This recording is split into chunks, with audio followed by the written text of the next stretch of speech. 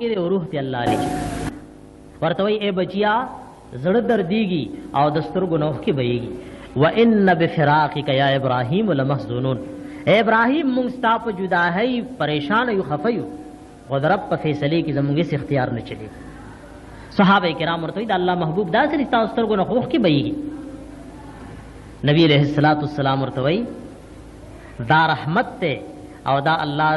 د خپل خاصو بندگانو په زړونو کې کیږي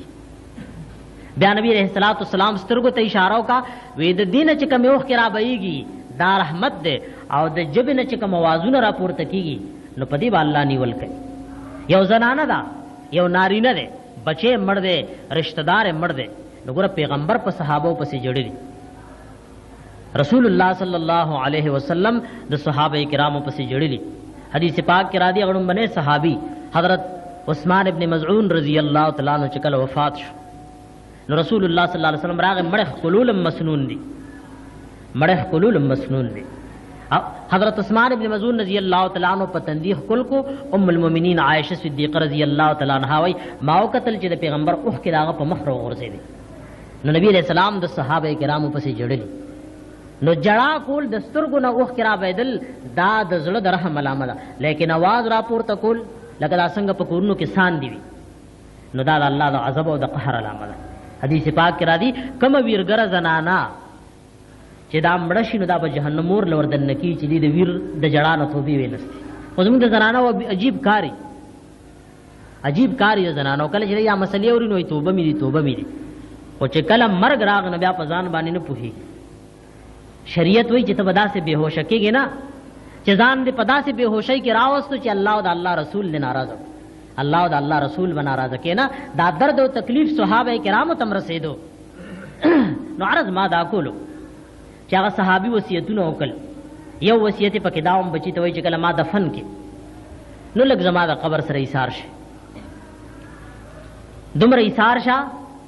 دومره ایثار شه چې یو اوښ ذبح شي او د هغې غوښې تقسیم شي دا د دې صحابي سنت طریقه ده ځکه څه سنت طریقې وي د جناب رسول الله صلی الله علیه وسلم او یو کار چې صحابه کرامو کړی هغې ته هم سنت وایي نو دا مسنون طریقه ده یو سړی د خپل رشتہ دار د قبر سره دومره ایثار شي چې څومره ساعت کې اوښ ذبح کېږي او د هغې غوښې تقسیمېږي دا د عمرو بن العاص رضی الله تعالی عنه سنت و چې دومره د قبر نوي قبر سره ایثار شه لکه څومره چې اوښ ذبح کېږي او د هغې غوښې تقسیمېږي زما عزتمند چې موږ او تاسو د الله رب العزت نه جنت فردوس وغواړو او د خپل اعمالو باندې نظر ونکو الله نه د الله د رحم والا معامله وغواړو دا الله دومره لوی رحم دی چې د هغې څه اندازه نشته او موږ او تاسو یعنی په زړه کې دا شوق راولو د جنت ګوره دې په سوچ کوئ خبرې له د ایمان امام ابن قیم رحم الله د ایمان حصې شمیرلي چې بھائی د ایمان د پاره څه اجزا دي د ایمان ګوره یو حصه دام ده لکه غټه حصه د ایمان دا و چې الله ایکی یو غړې او دا سره څوک شریک نه جوړي نه اولیاء نه مړی نه ژوندۍ نه ونه نه غټه نه پیر نه ملنګ هیڅ څوک ورسره شریک نه کړي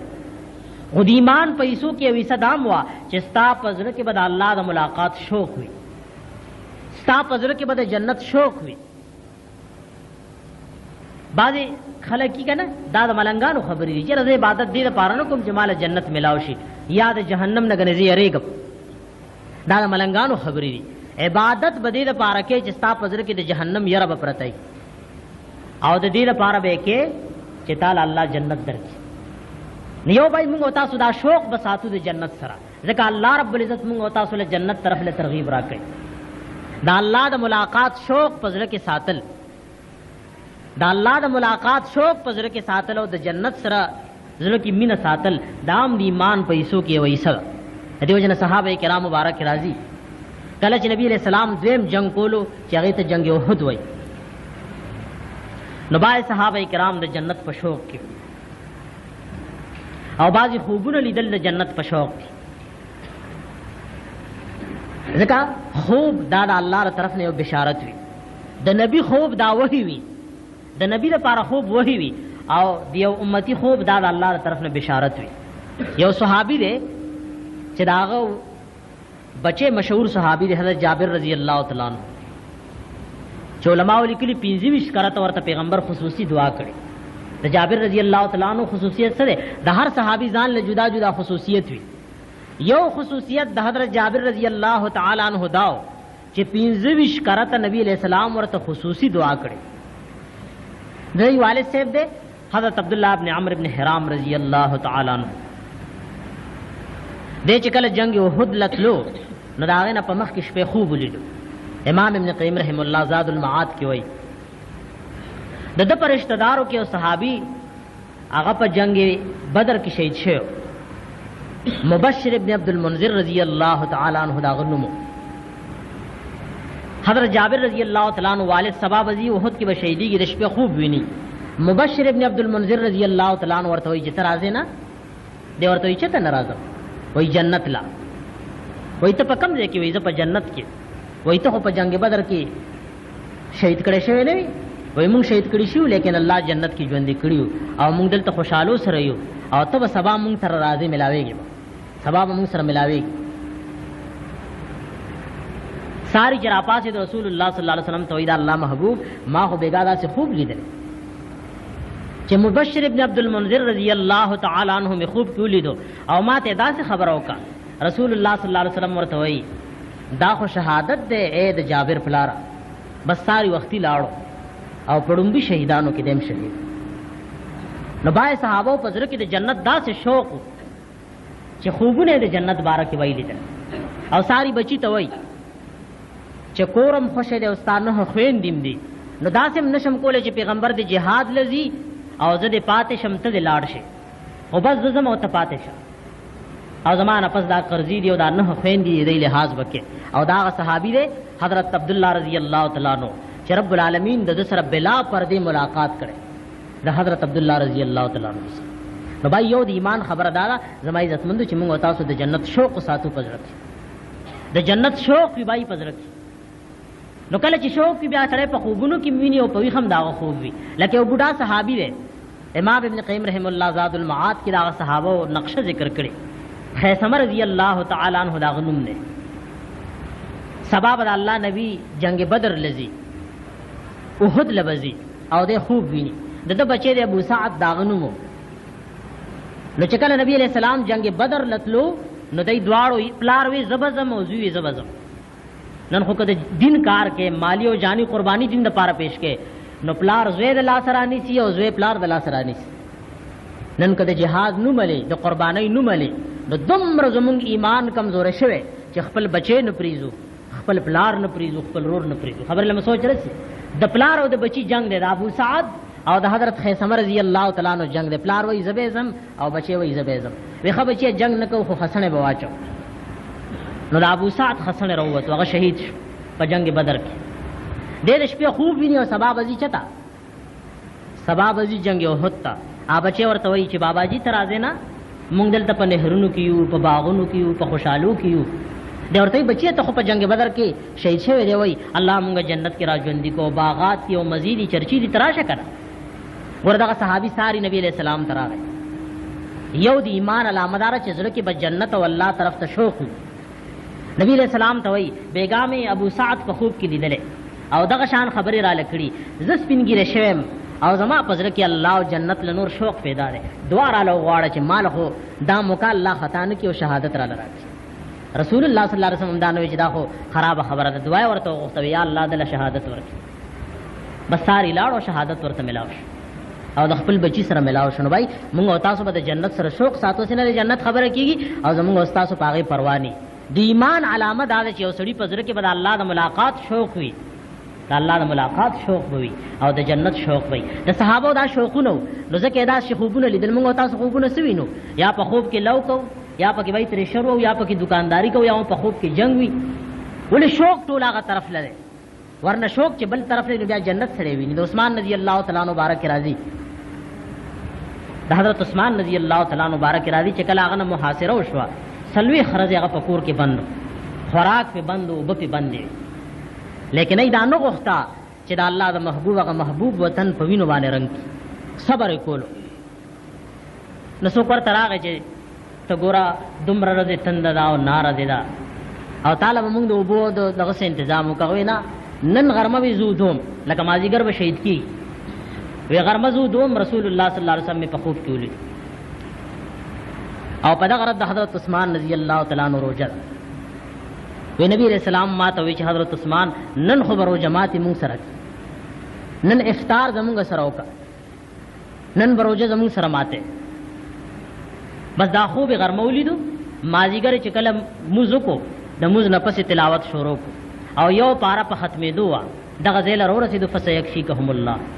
او بس هغه باغیان په دیوار راواوریدل حضرت عثمان رضی الله تعالی عنہ شهید کو او د افطار په وخت کې هغه جنت لرسیدل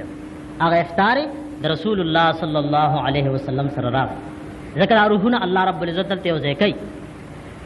روحنا الله رب العزت ال ته وځي کوي یعنی وځي کیږي یو بل سره بای چې زموږ استاد په زونو کې جنت طرف ته شوق وي دا الله رب العزت طرف ته شوق وي هغه شان اعمال زما عزت مند موږ تاسو اختیار کو شکل مو د شریعت مطابق وي اخلاق مو د شریعت مطابق وي زموږ استاد د جبه او د لاس نه هیڅ مسلمان ته هیڅ قسمه ضرر نه نو بس چې مرګ راشي موږ تاسو په جنت لرو نو دا به وای موږ تاسو شوق لرو مینه بلرو د جنت د پاره به تمنا کو د جنت د پاره بس کو تمنا وکول لکه صحابه کرامو د جنت د پاره شوق کولو داسې صحابه کرامو داسې صحابه چې هغه په دنیا کې بیا جنت کتو دنیا کې څه کولو جنت کتو اگر یو کس قسمی طور سره دریل راغله او د کشمیر په مهاجرین مجاهدینو کې نا قسم خورو چې یو کس روانو جهاد لا او سخت تبه وا صحابه دور کې وای د شهادت نمک کی جنت بول ښکارې دي خبر له خیال رسی کنه ډېر صحابه په ژوندونی جنت کتلو د شهادت نسو وخت مخ کې نو امیر ولوي تمزا ستا سخت تبدا دا اوس د کشمیر په جهاد هغه وی زم امیر ولوي ګور الله حکم دی د امیر اطاعت واجب دی او ورته وی چې ټیک د امیر صاحب ته وې خو ما پزره کې خبره زاغه تعالی سرګندول نه شو امیر مجبور کو چې دا بخامه خاطه وي اگر ته امیر صاحب مالم پتر چې تب مې راوځه د ګرځېدو نیم خو زما د الله په ذات قسمی وې دې مخامه غربانه ماتره جنت هور اخکاری هور د اخکاری بس هغه مجبور کړي هغه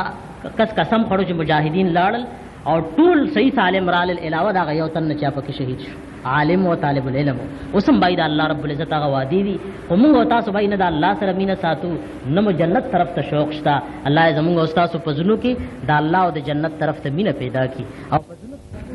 فتح آپ ساتھی توحید و سنت 61 خوشبو ہاؤس مدینہ مسجد جہانگیرہ دکان نمبر 2 صدر علی قطر پروس اعمال دوجنا عثمان تعالی الله رب العزت اختیار را کړي او یو ډېر لوی جنت تیار کړي او ما تعالی رب العالمین وی الله سورہ ال عمران کې وی الله وی وسارعوا الى مغفرة من ربكم وجنة عرضها كعرض السماوات والارض اعدت للمتقين وسارعوا الله وی دی او بل نزان روان دي کوي مقابله وکي نو مقابله شي الله موږ تاسو له خوله نو مقابله دانه دې گاونډي می بنگله جوړ کړي که په حرام وي که په حلالي زبم جوړو یره ته تمره ډېر جیدات دي زبم د سرزان برابرو الله وی نه مقابله دغه شي نه وسارعوا الى مغفرة من ربكم ځان دی یو بل نړوان نه کوي په کوم خبره کې پاغه بخنا او بخشش کې چې تاسو د رب د طرف نه الله بخنه کوي رامنډي کوي ځان دی یو بل نړوان دی کوي او رامنډي کوي د سره پار او جنتن عرضها كعرض السماوات والارض رامنډي کوي دا جنت د پاره چې داغه پلنواله پشان د اسمانونو د زمکو دی وای دا دمر لوی جنت جوړ بچا د پاره الله وی اعدت للمتقین دا تیار کړی شوی دی د پاره د پرهیزګارانو موږ تاسو کده شریعت پرهیز نه پیژنو نه د بیماری خو پیژنو کنه سړی بیماری شو کله راشه بای دا پلانې شو خروینا زما پرهیز دی کډیر مولا خلق مينتو کی او د لاسو نیونی سے په خلق کې ور کوي خدای وای دا زما دشمن دی ګور دي شنه زما پرهیز دی ولا ما مجبور کوي معشوم ګور مور پلار پوي کړي نو که پردي کور لاړ چې سو کول سور کوي نه مال لا شیخ نه پرهیز به د حکیم او د ډاکټر په خبره زموږ دومره یقین دی د تمام امت او د تمام انبیاء او حکیم او امام الانبیاء چې کومه تقوا او پرهیزګاری خو له غي بارے کې چادا او نوي چې وای خپل نبی را لویلی چې دا ستا پرهیز دی دا د سترګو پرهیز دی دا د غوګونو پرهیز دی دا د جبه پرهیز دی او دا د لاس دی دا د خپو دی دا د اخیری پرهیز دی الله رب العزت وی وجنت عرضها كعرض السماوات والارض اعدت للمتقين را منډې کوي دیو بل نظر وړاندې کوي هغه جنت ته چې د هغې پلنواله د اسمانونو د ځمکو غوندې دی. علماء لیکلي جنت پلنواله دومره نه دی، اصل کې دې کې څه وي پلنواله لکه د هوا اسمانونه او ځمکې راجمع کړي، نو دومره د جنت عرض دی او طول الله له معلوم دی. اصل کې علماء لیکلي دا یو تشبیه غوندې وه، تشبیه و د یو غیر محسوس دی او محسوس چیز سره. اوس ما تعالی که رب العالمین چې جنت دومره لوی دی د فلانی شي عمره لوی دی، نو ما او تا چې په دې سترګو څومره څیزونه لیدلي په هغې کې د ځمکې او د اسمان نه لوی شی مو نه دی کتلی. څومره څیزونه چې ما او تا په دې سترګو کتلي نو په هغې کې د ځمکې او د اسمان نه مونږ لوی او پلن شی نه دی کتلی. رب العالمین زما او ستا د فهم مطابق وایي،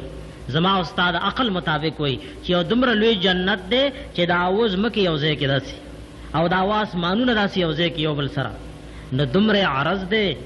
او د هغې پلنواله الله ته معلوم دی. ورنه علماء لیکلي جنت څومره دی،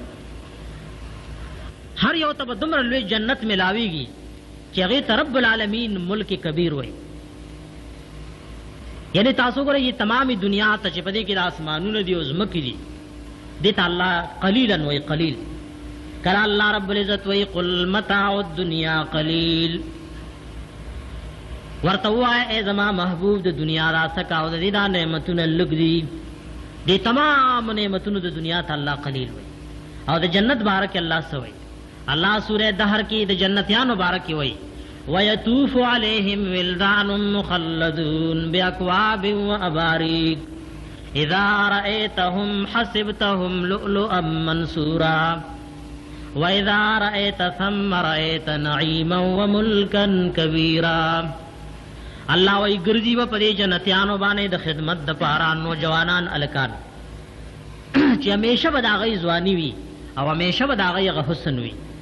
او بیا الله وَإِذَا رَأَيْتَهُمْ حَسِبْتَهُمْ لُؤْلُؤًا مَّنثُورًا، کله چې وله وګورې نو ته به وایې چې دا چا ملغلرې داسې شیندلي او نستي دي. بیا وایي وَإِذَا رَأَيْتَ ثَمَّ رَأَيْتَ نَعِيمًا وَمُلْكًا كَبِيرًا، کله چې ته دا نعمتونه وګورې نو په دغه ځای کې به وګورې یو لوی نعمت، یو لویه بادشاهي. هر یو جنتي ته به یو لویه بادشاهي ښکاره شي،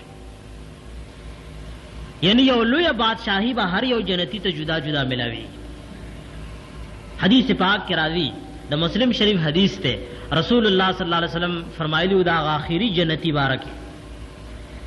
چا به د ټولو نه وروسته د جنت نه روزي، د جهنم نه به د ټولو نه وروسته روزي او جنت ته به د ټولو نه په آخر کې وردننه کېږي. چې کله به غورځېږي حدیث کې راځي او کله به پورته کېږي، ځکه د جهنم لمبو به والی او هغه تکالیف د جهنم به پې تیر وي. او اوږد حدیث راځي چې هغه به اول سوال وکړي چې الله ما د جهنم نه بار کړه. رب العالمین ورته وایي ای زما بنده زه به دې را بار کړم، ته خوب وګوره بیا به بل سوال وکړي. نا وایي زما ربه که تا یو ځل زه دې اور نه را بار کړم، زه به تا نه بل هېڅ شی نه غواړم. او رب العالمین به دې معذور ګڼي، الله له به پته وي چې زما بنده صبر نشي کولی. الله رب العزت دې زما عزتمندو د جهنم نه رابار کړي. بیا به دې سوال کوي چې الله دا مخ مې داسې د جنت پر لږ ورواړه چې د دې دا هوا خو را باندې ولګي، د دې نعمتونو نه خو وګورم، تر دې چې زما عزتمندو الله رب العزت د جنت دروازې له به راولي. نو د خاصم صبر نشو کولی او چې کله هغه نعمتونو خوشحالو او باغاتو حور و علمانو له وګوري نو بیا وایي الله جنت له مې وردننه کړه. حدیث پاک کې راځي رب العالمین ورته وایي مغدرک یا ابن آدم، ته څومره لوی دوکهباز یې، هره پیره ته وایي چې زه به سوال نه کوم او بیا ته سوال کې الله وایي زه وردننه شه دې جنت. نو انسان حریص دی دی چې وردننه شي. حدیث پاک کې راځي وایي الله هغه ټول ځایونه خو ټولو خلکو نیولي، زه به څه کوم، ځکه دا به آخرنی انسان چې د اور نه به الله راوباسي او جنت ته به وردننه کړي. دی وایي الله هر څه خلکو نیولي، بنگلی نیولی، باغات نیولی، حور علمان نیولی، زه به څه کوم پکې. د الله محبوب فرمایي الله به دې جنتی ته وایي چې په ټولو کې آخر کې به وردننه کړي چې زه تمنا کوه. نو دی وایي زما دا پکار دی او دا مې پکار دی. سمو خیال لې یو سړی د جهنم لمبو والی او دومره لوی عمر پکې تیر کړی. بعضې روایتونو کې راځي، بعضې علماو لیکلي چې بعضې ګناهګار مسلمانان په جهنم کې به دومره وخت تیروي لکه څومره چې د دنیا دا ټول عمر دی کله نه چې الله دنیا پیدا کړي او قیامت به قایمېږي بعضې خلک به جهنم کې د خپلو ګناهونو د وجې نه دومره ډېر وي لکه کله نه چې دنیا آباده ده او تر کومې پورې قیامت راځي او دا څومره اوږده موده ده چې الله ته پته ده دومره وخت به تېروي نو څه مو خیال له چا د جهنم لمبو والی څومره به د هغه تمناګانې دی به کوي سوالونه تر دې چې موړ بشي الله ورته وایي بس دی به وایي بس وایي زه ستا دا تمناګانې مې تاله درکړي او تاله مې دومره جنت درکو لکه دنیا او د دنیا سره چې لس داسې نورې دنیاګانې را جمع کړي دنیا او د دنیا سره چې لس داسې دنیاګانې را جمع کړي دومره جنت مې تاله درکو زما عزتمندو دا به په ټولو کې کمې درجې والا جنتي دا الله د نبی په زبان باندې هغه ته به څومره جنت ملاویږي لکه دی دنیا سره چې لس پیرې دا دنیا داسې را جمع کړي نو د هغه چا به څه حال وي چې هغه اعلی درجې والا دی بھئی هغه ادنا درجې والا چې د هغه نه کته درجې والا جنتي به ني هغه له به د دې دنیا په لس چنده عمره جنت الله رب العزت ورکوي نو د هغه چا به څه حال وي چې هغه الله په جنت کې د نیکو اعمالو د ایمان د وجې نه لوی لوی درجات ورکړي اوس بھئی دا دومره لوی نعمت ته مونږ لته ورکوو په دې 20 کاله او 30 کاله زندګۍ باندې خوله مو سنبال نه ده غوږونه مو سنبال نه دي سترګې مو سنبال نه دي لاسونه مو سنبال نه دي خپې مو سنبال نه دي ټول د الله او د الله د رسول د حکم نه خلاف چلېږي او که سره ډېر لکه زما کمزوره دی خو هر څوک په دې شریعت زورور دی څه ناڅه درجه کې د الله او د الله د رسول مخالفت کوي یو دومره لوی جنت زما عزتمندو الله رب العزت مونږ او تاسو له تیار کړی چې یو ادنا جنتی ته به د دې دنیا په لسمره جنت ملاویږي بعضې روایتونو کې راځي یو جنتی به جنت له وردن نشي وایي دومره به الله د ده په دې نظر کې طاقت اچولی چې څومره نظر د ابتدا نه والې تر انتها پورې د یو شانتې نظر به لګي لیکن دی چې په خپلو نعمتونو او خوشحالو باندې ګرځي د الله محبوب وایي 2000 کاله به صرف د ده په ګرځېدو لګي لکه یو سړی په خپلو پټو جیدادونو تش ګرځي نو پای کې خوراک کول او ناسته کول او لذت حاصلول ژوند تېرول خو غټه خبره وي صرف یو جنتی چې په خپلو بنګلو په خپلو بیبیانو په خپلو هورو په دې باندې ګرځي د الله محبوب وایي 2000 کاله به لګي 2000 کاله او ورسره دا هم راځي چې بعضې د الله داسې بندګان وایي چې ساری به هم د الله دیدار کوي نو ماښام به هم د الله دیدار کوي ساری به هم د الله دیدار کوي او ماښام به هم د الله دیدار کوي دا اعمال او دا بدلی بھائی نن د دې لپاره موږ او تاسو له الله رب العزت وخت راکړی دا بدلی الله رب العزت زموږ او تاسو لپاره زما عزتمندو تیاری کړي دې لپاره د محنت ضرورت دی زما عزتمندو تاسو ګورئ نه یو سړی دنیا کې معمولی غوندې واده کوي د کوم ملک نه والا پروګرام جوړ کړي یا یو وړه غوندې کوټه جوړوي نو څومره لوی پروګرام وي بیا که 20 کاله پس هم ورته څوک وایي 100 روپۍ مې پکار دی یاره ما باندې کړې خراب شوی یم پیسې را سره نشته واده مو کو یې کې خراب شوي دا څه دا لوټي موټي او خټې مټې موږ تاسو یو ځای کوو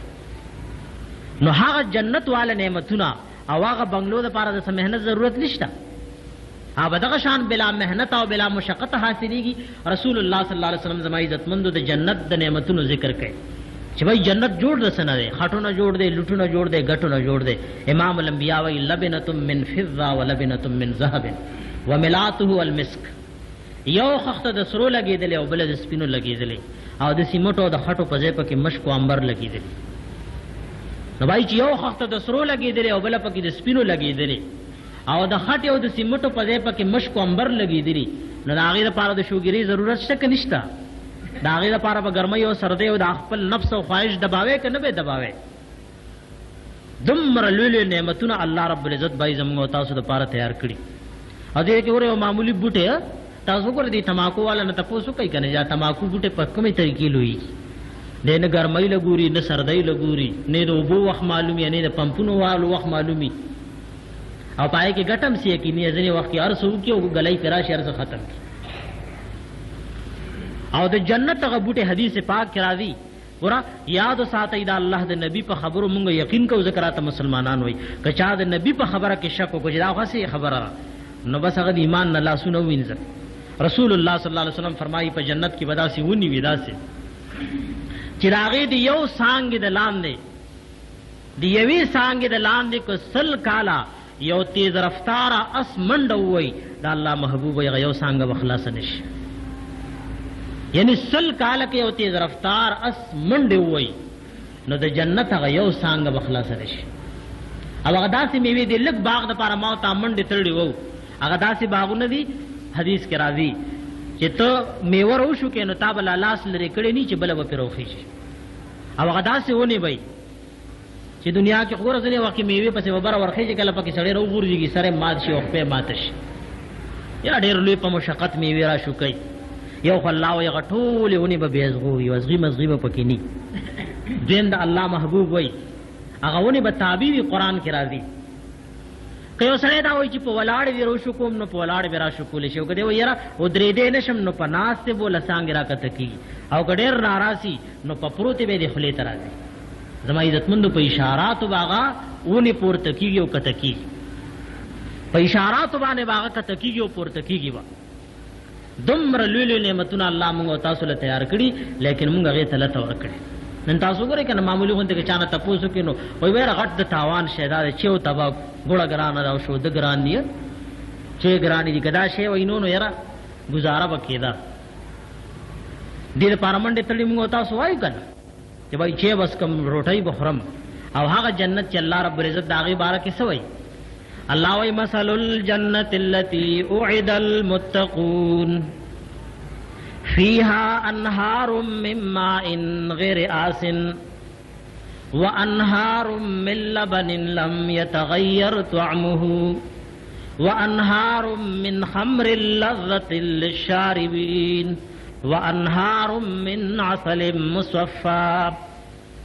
رب العالمین وی مثال دا جنت چې مې د پرهیزګارانو سره وعده کړی. ګوره پرهیزګار لوي خچ دا وی پرهیز مې دی بھائی پیغمبر چې کوم پرهیز خوري چې بای د بدن دا پرهیز دی، د دې سترګو دا پرهیز دی، د پردي مال نه پرهیز دی، د پردي محرماتو نه پرهیز دی. الله وی مثل الجنه التي وعد المتقون مثال د جنت هغه چې داغه وعده کړی شوی د پرهیزګارانو سره داغه مثال سره. الله وی فيها انهار من ماء غير آسن پدې کې باندې هرونه وي د داسې او بوچ هغه عمر لبد بویدار کیږي نه. د دنیا لا او خسوره ذکرې نو دنتي جوړ شي ښا بوینه تیزي. الله وی انهار من ماء لم يتغير طعمه پدې کې به وبوي نهرونه به د داسې او بوچ کې به خون به نه خرابېږي. او بیا وی وانهار من لبن لم يتغير طعمه پدې کې به نهرونه وي د داسې شودو چې داغه خون به خرابېږي نه. لکه دنیا کې خوشوده ساری نو غرمه بیا خرابي او که غرمه کې خل ما خام بیا خرابي. الله وی داسې نهرونه وي د شودو چې هغه به خرابيږي نه. الله وی وانهار من خمر لذة للشاربين او پدې کې به نهرونه د شراب او چې کی څوک نه غلبه مزه ور کوي خن ور کوي او داسې خن ور کوي. ګوره دنیا کې څومره خطو عام چې وخره څومره خو نه اخر کې سړی بچ کډیر خو په ابتدا کې له خوب لګي او کډیر پولاو نو چرګان خو چې موړ شي